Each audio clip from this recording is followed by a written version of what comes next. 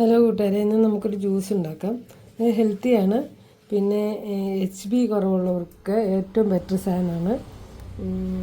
ഇത് എന്താ പറയുക, ഇത് പഞ്ചസാര ഇട്ട് കുടിക്കണ്ടെന്നുണ്ടെങ്കിൽ ഇതിനകത്ത് നമുക്ക് കൽക്കണ്ടം ചേർത്തടിക്കാം. ഞാനിത് ഈ കൽക്കണ്ടമാണ് എടുക്കുന്നത്.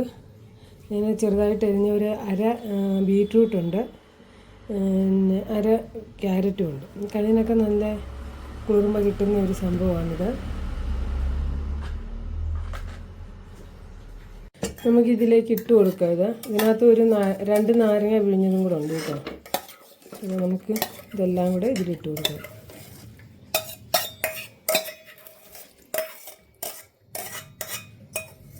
HB കുറവുള്ളവർക്ക് ഏറ്റവും ബെറ്റർ സാധനം കേട്ടോ. കാരണം ഞാൻ അനുഭവസ്ഥയാണ്. 6 വന്ന് ഞാൻ ഇത് കുടിച്ച് മാത്രമാണ് എൻ്റെ HB കൂട്ടിയെടുത്തത്.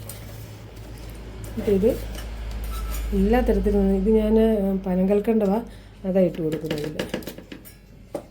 മധുരത്തിന് ആവശ്യത്തിന് കേട്ടോ. പഞ്ചസാരയൊന്നും എനിക്കങ്ങനെ അധികം കഴിക്കാൻ പറ്റില്ല. അപ്പോൾ കൽക്കണ്ടമാണ് ഞാൻ ഇട്ട് കൊടുക്കുന്നത്.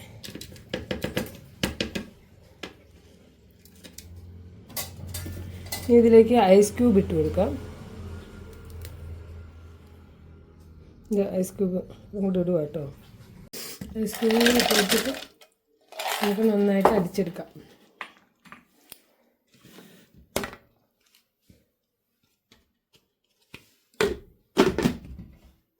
നന്നായിട്ടൊന്ന് അടിച്ചെടുത്തുകൊണ്ട് വരാം.